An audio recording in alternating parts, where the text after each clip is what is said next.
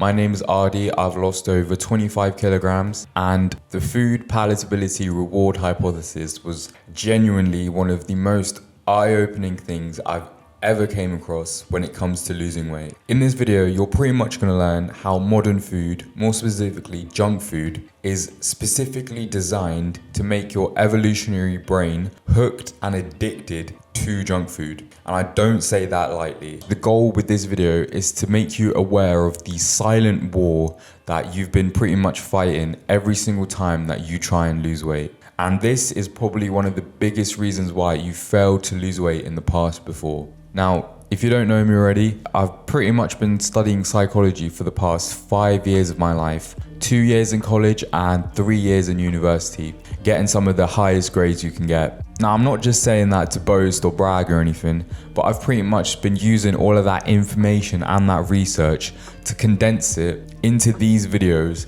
so I can help people like you lose weight much faster and much easier. So with all of that out the way, let's get straight into it. So boys, the food palatability reward hypothesis. And as I said in the intro, this was genuinely one of the most eye-opening pieces of information when it comes to losing weight that I've ever learned. And basically, what food palatability means is basically how tasty the food is. And the whole basis of this hypothesis, obviously with a little bit of my own opinion added as well, as someone who's lost the weight and who's not really addicted to junk food as they were before, is basically that food in general, modern food, has been manipulated in such a way that our evolutionary brains has no choice but to get addicted to it. And obviously this all sounds really cryptic and mysterious, I'm against all of the major food companies, but when you're trying to lose weight, you need to think about everything that can influence your level of success, which in losing weight and in dieting is going to be everything that affects your adherence levels, both to your calories and to your general diet. So with that information, here is the study that I found on palatable diets. And basically, I'm not going to read this whole thing out to you, but I've rather picked out specific sections that I think are really important for you to know. As I pretty much go through, I'll try and simplify it and explain it in the best way that I can so that you can understand it as well. So basically, highly palatable and, high in calories food, it disrupts your appetite regulation, which basically means that even if you're hungry, you're way more tempted to start eating this food. And also they induce pleasure and reward, which is basically, if you've watched the video that I've done on conditioning, you pretty much know that tasty food is such a massive reward and spikes so much dopamine in your brain that your brain is basically addicted to it. The cafeteria diet, which is basically the standard American diet, which we'll be looking at, is such a high palatable diet and is shown consistently to increase body weight and induce hyperplasia in basically obese animals. And the thing that's really important to know here is palatable high fat foods. We'll be going on into what makes a food palatable, like high fat and high sugar, but basically it can induce addiction like deficits in brain reward function. This is honestly fucking insane. Junk food is basically an addiction. And I've even got a study here that says intense sweetness surpasses cocaine reward, which is basically rats were given a choice between intravenous cocaine or sweetened water with sugar, and because you can see down here, virtually all rats preferred saccharin, which is a form of sugar, over cocaine, which is a highly addictive drug. And you can even see this picture always just makes me laugh. But basically, sugar is more addictive than fucking cocaine. Let me just say that again. Sugar is more addictive than cocaine, which is fucking insane now that I think about it. This hopefully shines a massive light onto why you feel so compelled to start binge eating and going back to junk food after a couple of days on your diet. And another thing is that this palatable foods is basically such a big source of motivation that drives overeating and basically leads to more of a chance of you becoming obese. That's fucking insane.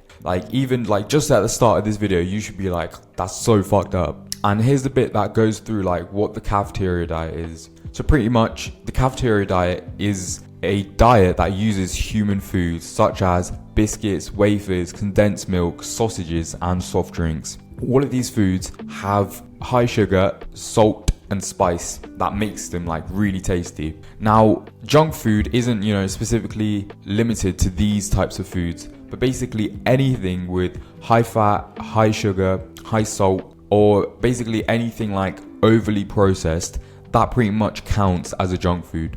So if you go into your cupboard now and you see like a box of cereal, that's junk food. Anything that you would typically look at and be like, yeah, that's junk food, is most likely going to be junk food, pretty much. And like this diet that was fed to the rats specifically was designed to mimic human food. And so from that, we can follow the arrows into the realization, okay? I just wanted to tell you that food companies are just that. They're companies. So McDonald's, KFC, or any cereal brands that you might have in your cupboard right now, why do you think that companies are made and scaled globally? They literally only exist to make money. They're not producing all of these foods and all of these products out of the goodness of their hearts. They exist to make money first and foremost. Like, I don't want to say they only care about like making money, but like that's probably their priority. Sure, they might care to somewhat of an extent about, the nutrition value or like what goes into their foods. But first and foremost, if they had a choice between maximizing their profits or to increase the life and like satisfaction of the customer, they'd probably choose the profits, no doubt, 100%. And so how do they maximize all of these profits? Basically, the only way they can do that is to make food incredibly irresistible so that your brain gets hooked into it and has no other choice but to keep on coming back and spending more of your hard-earned money on that food. So basically, the more food of theirs you buy, like the more money you make them. Pretty simple. So how do they go about doing this and sort of like manipulating you to keep on coming back and to buying their food? Highly palatable, we've been over this, that just means easy to eat. So it turns out for the human brain, the way that it's been evolved, there's a very specific ratio of fats, sugar and salt that activate and stimulate your dopamine circuitry to give it the highest level of reward possible. And like if you've watched my videos on dopamine and conditioning, you'd understand like why this is such a big deal. If you get rewarded every single time that you eat junk food, obviously that's going to make that into a habit and make your brain crave more the next time. And that's basically the whole basis of Pavlovian and operant conditioning. And what I mean by specific ratio of fats, sugar and salt is that highly palatable foods with high fat and high sugar can significantly activate the dopamine reward circuitry and significantly increase dopamine levels. It's so crazy. And going back to what I said earlier about the evolutionary brain, it's even said here in this study, this is actually a different study, but we'll still look at this later on in the video. And basically in most mammals, including us, sweet receptors, so the receptors that sort of identify when we like taste sweet things, have evolved in environments that didn't have much sugar. So basically our brain is still like a caveman, our brain is sort of like still in caveman mode where it hasn't evolved that fast to recognize sugar, and thus it's not adapted to high concentration of sweets. Now this high concentration of sweets and fats basically generate a supranormal reward signal in the brain. And what supranormal means is basically like such a massive reward signal in the brain, which then has the potential to override self-control mechanisms and then lead to addiction. Now hopefully by now I'm sort of unveiling the veil of modern junk foods, and hopefully this can explain a bit more in detail about why you sort of haven't been able to stay consistent on your diet and always constantly turn back to junk foods. It's because basically you're addicted. And for an example of these like type of foods, here is a picture of some cereal brands that I found. Like just look at how much stuff they're putting into it. Sugar, 12 grams of sugar in 45 grams of cereal. 7 grams of fats, like 9 grams of sugar here, 15 grams of sugar here, 12 grams of sugar here, 8.5. But look at the fats as well. I mean, to be fair, this one doesn't have that much fats, but 10 grams of fats, 11 grams of fats, 5 grams, 7 grams here. It is honestly so crazy. Now, going back to this paragraph, I found yet another study that showed that this level of dopamine conditioning is so strong that obese rats, so rats not only overweight but fucking obese, were found to like continue eating on junk foods even though they were literally about to be shocked. And I don't mean like an emotional shock, I mean like literally with electricity. They had these like electric receptors hooked onto their feet, and they were literally shocking them with electricity. And like literally, palatable foods override your pain system, which is like one of the most oldest and influential biological systems in your brain ever. If a caveman experienced pain, that was such like a strong sensation to not experience that pain again. But as we know, palatable foods are literally capable of overriding your appetite, which means you force yourself to overeat, or I think most specifically, your brain sort of forces you to overeat even though you're not hungry and you're full. So an example of this dopamine conditioning is that in a study of obese rats with histories of extended access, blah, blah, blah, blah, blah, the rats were found to continue to eat palatable food even in the presence of a noxious light cue that predicted the delivery of an aversive foot shock. Even though they were shocked, they continued to eat highly palatable foods. In addition, palatable food disrupts your appetite regulation and induces pleasure and reward, which basically just goes back to the whole principles of like, conditioning, Pavlovian and operant conditioning. So basically, what does this lead to? It basically leads to your brain being hooked like a goddamn fish. Like, I want you to imagine your brain is at the end of a fishing rod, and the fishing rod is held by all the major food companies, and they're literally fishing your brain out of the water because you're hooked like a goddamn fish. Now, if you remember what I said at the start, all of these food companies, they take advantage of our evolutionary brain. For example, in this study that I found, literally scientists and psychologists have concluded that from an evolutionary perspective, these foods that are high in fat and sugar are so much more attractive because they can be quickly converted into energy. So basically, in other words, these foods are so much more attractive to our evolutionary brain because they're a very quick source of energy. Like, modern food has evolved, but our brains are still in caveman times, and consequently this leads to like major food companies just literally taking advantage of it. Going back to the caveman times, finding foods that were high in sugar, and like sugar, if you don't know, like gives you like a very quick spike of energy. And so if you hadn't eaten for like 5 days back in the caveman times, and you found some berries which had like minimal sugar in them, but they tasted very nice, those berries gave you like a quick surge of energy so that you could go and hunt for like a boar or a mammoth or whatever you hunt back in the day. And so our brains have evolved to actually really like sweet stuff because they have these simple sugars in them that can, quickly get converted into energy. And high fats as well, because if you consume a lot of fats, obviously that's very calorie dense. And in caveman times, there weren't much stuff that was calorie dense. And so having more fat on you, being like a bit more plump, that was such an advantage for our caveman brains, because that meant we could survive longer without food because we had fat stores. And so eating high fat foods was really crucial to us so that we could store and gain weight, so we could have more energy, we could survive for longer. The modern environment and the modern food has evolved, but our brains are still functioning like sugar is really scarce and fat is really scarce. So obviously, if we're presented with a lot of junk food, then it's no wonder why we're so addicted to modern foods. And also, like, another point that I do want to bring up, have you ever noticed why junk food has a lot of salt? So if you go onto the labels of like your favorite junk food and you turn to the back and you read the salt contents,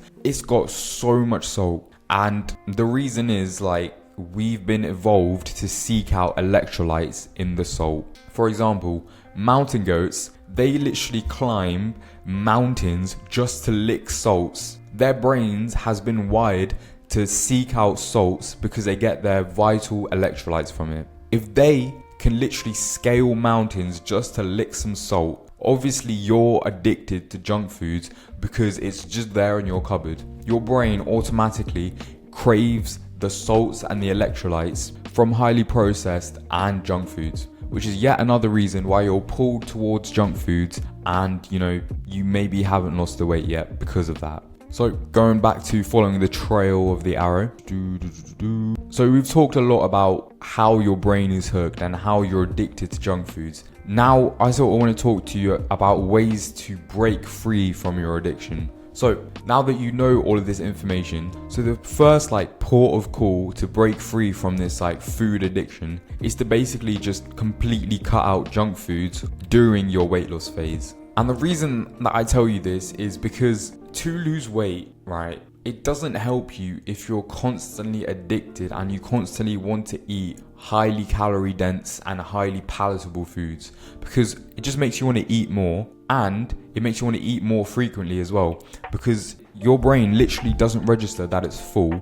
And if you just keep on stuffing your face with these highly palatable foods, you literally have no choice but to stay fat. And this is the exact reason once a client enrolls into my program, I literally tell them straight up, yo, for the duration of this program, which is 3 months, we're not going to be having any diet food, or are you not okay with that? And, we have to rethink your position in the program, which is completely fine. Some people, their happiness comes from junk foods, and who am I? I'm just a random dude on the internet that's telling you not to eat junk foods. That's completely fine. If you still want to keep eating junk foods and lose weight, be my guest. You can do it. Go watch these other channels and stuff, and try and lose weight from them. But in my opinion, if you're similar to me, or if you like my content, then hopefully you can sort of see the logic in what I'm trying to tell you, and hopefully you can see how passionate I am about cutting out junk foods, because I know that one of the biggest reasons why I did lose the weight and get lean, get abs, whatever, is because I cut out my addiction from junk foods. And one of the reasons is, once you start, you literally can't stop. And so one mental reframing that I went through to sort of break free from this addiction is to just think about all of these huge companies, right, that don't really care about you, just profiting off your evolutionary brain and its, quite frankly, inability to stop eating these types of foods, whilst you just get fatter and fatter in the background. So basically, food companies, they get rich, you get fat. And it's not even that enjoyable of an experience eating these foods. Sure, you get pleasure for 5-10 minutes when you're chomping down on a pizza or a burger, but then afterwards, for 2-3 weeks, you feel like shit because you've just gained weight and you look so much worse in the mirror. Which is exactly why you need to break free from the junk food trap. But obviously, as I've said before, it's never going to be easy. As with anything worth doing in life, it's probably one of the hardest things I've ever done. And I'm not saying that to scare you. I just want you to be prepared for what's upcoming in this journey. So we've already established that junk food causes addiction-like deficits in your brain. But I don't really think you realize the level of this addiction-like deficits. And as we talked about before, sugar is literally worse than cocaine. If rats chose sugar over cocaine, then your brain is obviously going to as well. And maybe after hearing all of this stuff, you're thinking oh no, maybe it's not actual cocaine. Maybe the scientists just gave him a little bit of fake cocaine or whatever. I'm talking about actual real fucking cocaine, coke. Not coke as in the fucking drink, cocaine. What they took in the fucking Wolf of Wall Street. That type of shit. Rats literally chose sugar over that. So if quitting junk food is worse than quitting cocaine, obviously it's going to be super fucking difficult. For the first, I'd say 2 weeks, you're literally going to have withdrawal symptoms. But in my opinion, it's really important that you actually get through this phase and you sort of break free from this addiction. And let me ask you this. If you want to be constantly overeating or constantly trying to crave sugar, or if you constantly want to eat this ultra processed modern foods, be my guest. You can eat junk food to your heart's content, but do you still want to be fat? If you're watching this video this far into this video, 20 minutes, you probably don't want to be fat anymore. You're sick and tired of looking in the mirror and just feeling like shit because, let's be frank, you're not that attractive. You're not that low of a body weight. You're not muscular. You're not lean. Body-wise, you